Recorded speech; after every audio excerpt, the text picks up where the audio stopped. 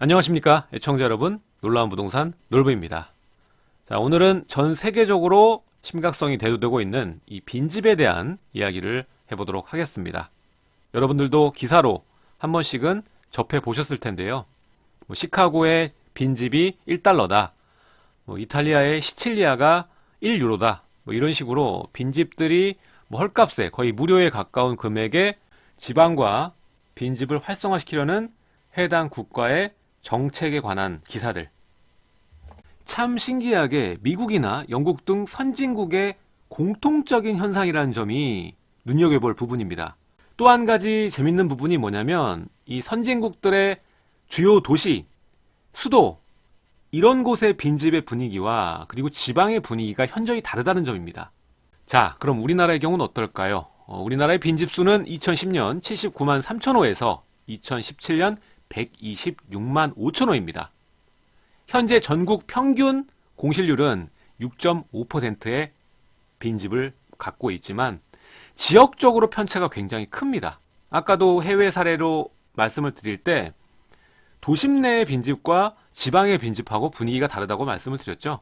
우리나라도 마찬가지입니다. 지금 서울의 이 공가율, 빈집은 2.6%로 가장 낮은 반면에 지방의 경우에는 15에서 20%까지 이르는 시군이 굉장히 많습니다.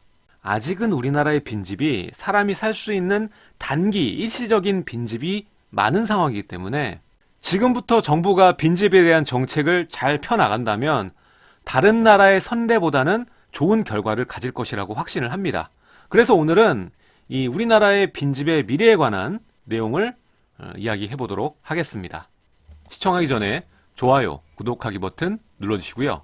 상단에 놀부 스터디 카톡방을 누르시면 스터디방으로 이동하실 수가 있습니다. 자, 우리나라도 저출산율과 고령화로 인해서 빈집이 늘어나고 있는 상황입니다. 서울 내 빈집은 2000년 5만 7천 가구에서 2016년 9만 5천 가구로 67%가 증가를 했고요. 이 중에 정비사업 물량, 그러니까 재개발이나 재건축이죠. 이런 물량을 빼고 1년 이상 전기하고 수도를 사용하지 않은 집을 추산을 해보면 2만여 가구 정도로 추정이 됩니다. 현재 전국의 주택의 6.5%가량이 빈집이고요. 2050년이 되면 이 전체 주택의 10%, 약 302만 가구 정도가 빈집이 될 것으로 예상을 하고 있습니다. 이에 따라 작년에 서울시가 빈집 전담 테크포스를 출범을 했고, 빈집사업부, 그리고 강북 집중개발계획의 중점 과제인 이 빈집 매입 프로젝트를 시작하고 SH에서 이 빈집 재생 컨트롤 타워가 신설이 됩니다. 근데 아직까지는 부족함이 많은 게 사실입니다. 계획을 살펴보면 올해 400가구 매입하고 2022년까지 총 1000가구를 매입해서 이 4000가구 정도의 임대주택을 만들고 청년하고 신혼부부에 이 공공주택을 공급할 예정이라고 하는데 아직까지는 규모 자체도 굉장히 작고 이 사업지역 살펴보면 강북구, 관악구, 구로구, 도봉구, 동작구, 성북구 이런 데에 좀 낙후된 지역을 우선 매입지역으로 검토하고 있습니다. 이게 오히려 도시의 낙후지역 개발을 막는 역할을 할 수도 있기 때문에 조금 더 심도 있는 정책 대응이 필요하지 않나라는 생각이 듭니다. 자, 우리나라의 경우도 서울하고 수도권에 비해서 지방의 문제가 훨씬 더 심각한 상황입니다. 눈에 보일 정도인데 이 30년 뒤 우리나라의 10가구 중 한 집은 빈집이 됩니다. 그 중에 거의 대부분이 지방이라고 보시면 되죠. 그렇기 때문에 인구가 감소를 하면 당연히 이 지자체의 세금이 줄어들겠죠. 인구가 바로 이 세금의 머릿수니까. 게다가 인구가 적다 보니까 정부에서 내려주는 보조금 자체도 줄겠죠. 그렇기 때문에 그 해당 지방의 지역 경제가 축소된다, 소멸된다, 이렇게 보시면 되겠습니다. 그리고 이미 우리나라도 고령화가 진행됐고 굉장히 가파르게 진행이 되고 있죠. 이미 일부 지방의 경우에는 인구가 6분의 1로 준 지역까지 있습니다. 자, 현재 지방의 도시들을 살펴보면 구도시는 사람들이 떠나면서 빈집이 늘어나고 슬럼화되는 반면에 이 지방 내에서도 대단지로, 대형으로 신도시로 제공되는 지역들을 보면은 공급이 너무 많아서 분양이 안 되고 입주를 안 하고 이렇게 공급 과잉 문제로 몸살을 앓고 있습니다. 자, 해외 같은 경우에는 이런 유휴부동산, 빈집을 등록하게끔 해요. 등록제를 시행을 하고 있고, 그만큼 빈집 관리에 대해서 의무를 갖게 하고, 일정 기간을 넘어가면 강제 이행금을 걷고, 더 넘어가게 되면 강제 철거에 들어갑니다. 철거 비용은 빈집 주인이 내야 되죠. 우리나라에도 이러한 제도를 갖추고 있긴 한데, 사유재산 권리 침해다 뭐다 이러한 분쟁들 때문에 특별하게 적극적으로 관리를 하고 있진 않습니다. 자, 하단의 지도를 보시면 인구 감소와 고령화에 따라서 2050년에 소멸이 가능한 지역을 빨갛게 표시한 지도입니다. 우리나라의 거의 절반 이상의 면적이 소멸 가능 지역에 해당합니다. 이런 상황임에도 불구하고 아직도 지방의 공급량은 상당합니다. 최근 어떤 지방에서 이 4,300세대짜리 아파트를 분양을 했는데 한 건도 분양이 안 된 곳이 나왔습니다. 이미 그 지역에 미분양이 6,800가구가 남아있는 상태였고 공급 자체가 2017년에 100%를 넘었으니까 신규 분양이 될 리가 없는 거죠. 아직도 건설사들은 이 기존의 미분양이나 이 지역의 수요 그리고 공급, 빈집 이런 거를 고려를 안 하고 그냥 수익만 생각하고 아파트를 지어대는 게 문제입니다. 수요는 감소하고 있는데 오히려 공급은 늘어나니까 빈집만 늘어나는 거죠. 자, 우리가 흔히 이야기할 때 이 서울과 수도권 그리고 지방의 양극화를 이야기를 하죠. 그리고 서울 내에서도 구축 아파트와 새 아파트의 양극화 이런 걸 얘기를 하고, 근데 빈집에도 양극화가 있습니다. 빈집도 어디 있느냐에 따라서 양상이 많이 다르다는 점. 자, 일반적으로 볼 때 이 빈집이 많아지면 집값은 떨어지는 것이 경제 논리상 정상이죠. 그런데 이 최근에 해외 선진국 글로벌 대도심을 보면 빈집이 늘어나는데도 오히려 집값은 올라가는 양상을 보이고 있습니다. 결국 대도심의 수요자가 많기 때문에 이런 현상이 벌어지는 거거든요. 먼저 전 세계적으로 문제가 되는 게 이 대도심의 노후화예요. 서울도 마찬가지지만 빈 땅이 없죠. 대부분 대도시는 빽빽하게 개발이 됐기 때문에 신규 공급이 원활하지 않은 상황입니다. 그래서 해외의 경우도 마찬가지고 이 한국의 경우도 마찬가지고 대도심에 있는 빈집과 지방의 빈집엔 의미 자체가 다르다는 겁니다. 대도심 빈집의 대부분은 투자용이나 아니면 세컨드홈인 경우가 많고요.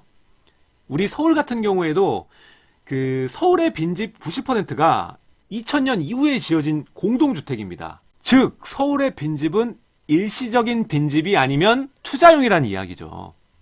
여기서 빈집에 대한 역설이 나오는데 집값이 가장 비싼 강남구하고 용산구가 서울에서 빈집률이 가장 높습니다. 강남구가 7.3%고요. 용산이 5.8%입니다.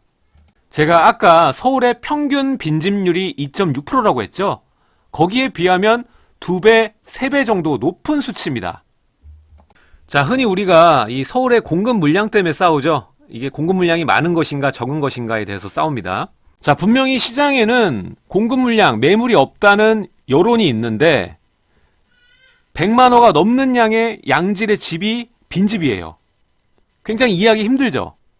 게다가 이 추세적으로 빈집은 늘어나는데 서울의 집값은 오르는 상황이지 않습니까? 그리고 제일 비싼 동네 강남 용산이 빈집이 제일 많고, 자, 여러분, 이렇듯이 빈집이 늘어난다고 해서 그 지역이 폭락하고 몰락한다는 이론은 맞는 곳이 있고 맞지 않는 곳이 있습니다. 자, 단순히 수치로 보자면 주택 보급률, 주택량 이런 걸 보면은 서울의 집이 모자르지 않습니다. 정부에서도 얼마 전까지 서울과 수도권의 공급이 충분하다고 이야기를 했습니다. 근데 왜 갑자기 말을 바꿔서 공급 대책을 펴고 3기 신도시 개발 계획을 발표를 했을까요?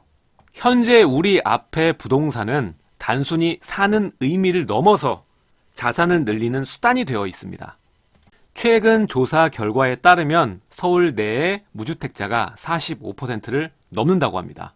서울의 주택 보급률은 100%가 넘는데 무주택자 비율이 45%가 넘는다라는 말은 서울 내의 주택을 자산을 늘리는 수단으로 인식하고 2채 이상 매입하는 다주택자가 주택 총 공급량을 제한한다는 의미입니다. 뿐만 아니라 각종 규제로 인해서 신축 아파트는 더 귀해지고 있는 상황입니다. 그러니까 우리가 공급량을 볼 때는 단순한 수치로 보실 게 아니라는 얘기죠. 이 빈집도 마찬가지입니다.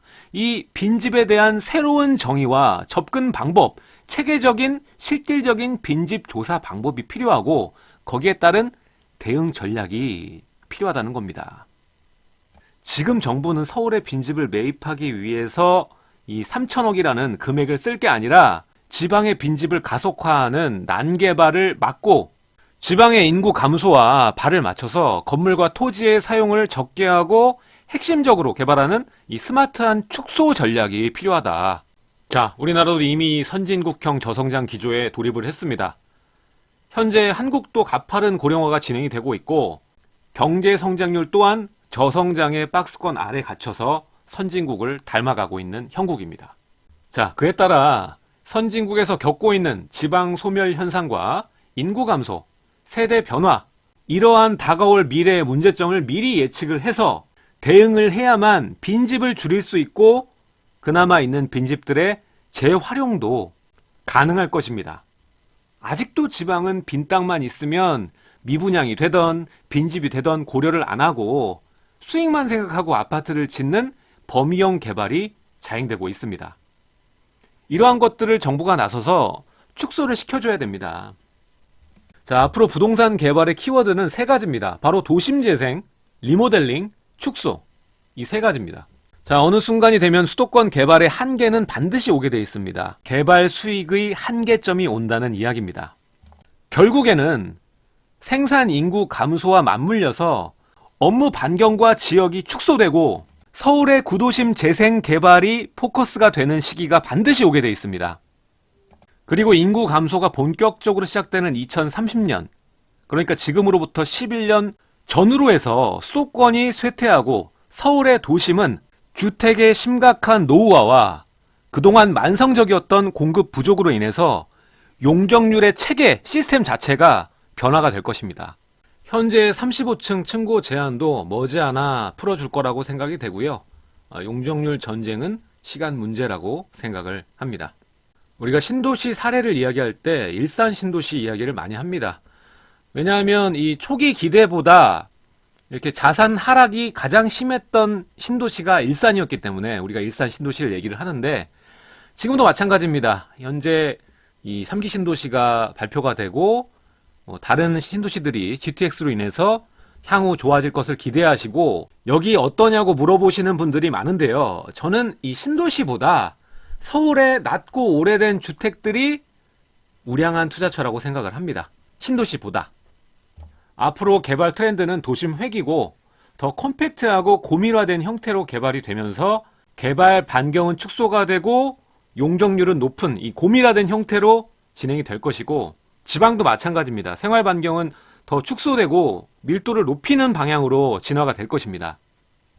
가만히 넋놓고 계시다가는 내가 빈집촌에 남아 있을 수도 있습니다. 그러니까 항상 미래를 예측하시려고 하시고 공부를 하셔서 시장에 적응을 하셔야 할 것입니다. 자, 정부의 정책과 대응은 항상 느리죠. 여러분들이 먼저 선제 대응을 하셔야만 합니다. 자, 이렇게 제가 쭉 설명했듯이 지역마다 빈집이 나타나는 원인과 성질이 다릅니다. 그래서 지역의 특성을 고려한 퍼스널한 정책이 필요합니다. 지역적 정책이 필요하다는 얘기죠. 자, 현재 우리나라에서 빈집을 대하는 가장 큰 문제는 데이터의 오류입니다. 그냥 빈집이면 모두 데이터화 시키니까 상대적으로 빈집이 많아 보이는 효과를 보이는 거죠. 서울 내부의 빈집들을 보면요, 너무 낡고 오래돼서 위험할 정도로 집에 기능이 없는 빈집들이 상당히 많습니다. 그것도 다 빈집의 데이터 안에 들어가 있기 때문에 주택 총량은 더 많아 보이는 데이터 오류에 빠지게 되는 것이죠. 따라서 현재 가장 중요한 것은 빈집에 대한 제대로 된 데이터를 가지고 있어야 된다는 겁니다. 그 시스템을 갖춰야 된다는 거죠.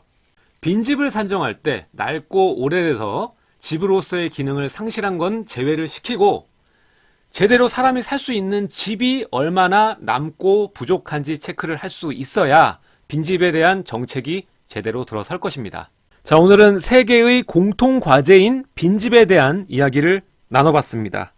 우리가 투자를 할 때는 해당 도시의 미래를 예상해서 피할 수 있는 리스크는 피하고 최대의 수익이 예상되는 포인트를 찾아서 선점하는 데 있습니다.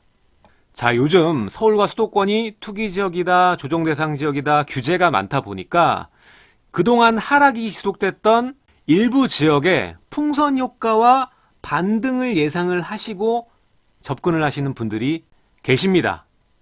이럴 때일수록 지방 투자는 좀 더 신중에 신중을 기하시라고 말씀을 드리고 싶습니다.